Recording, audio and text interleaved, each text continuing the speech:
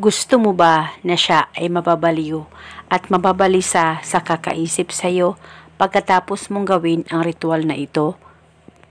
Lalong-lalo na kung may pinag-awayan kayong dalawa at hindi ka na niya pinapansin at nararamdaman mo na baliwala ka na sa kanya.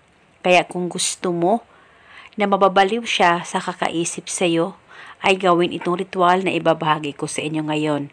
At isa itong paraan at isa itong gabay para magkaayos kayong dalawa ng partner mo. Gawin itong ritual sa kahit na anong araw, basta gawin ito bago ka matulog. At gawin sa mabuti at hilingin ng buong puso. Ang gagawin mo lamang ay isulat sa papel ang pangalan at apelyido niya ng 7 beses. Dapat alam mo ang tunay na pangalan niya nang sa ganon mapadali po ang talab nito.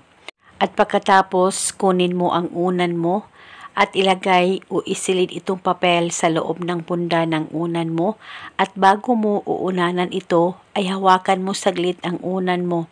Mag-focus at mag-concentrate ka, pakaisipin mo ng mabuti ang target at ibulong ito sa unan mo. Pangalan at apelyido niya, ikaw ay mababaliw at mababalisa sa kakaisip sa akin. Ibulong mo lamang ito ng 7 beses. Pwede ka magdagdag ng hiling kung gusto mo, wala pong problema. At pagkatapos, pwede mo nang uunanan itong unan mo at uunanan ito buong magdamag. At kinabukasan, kung hindi ito safe sa unan mo, kunin mo lamang ang papel at dalhin kahit saan ka man magpunta at ibalik lamang ito sa tuwing ikaw ay matutulog. At gabi-gabi mong ibulong ang spell.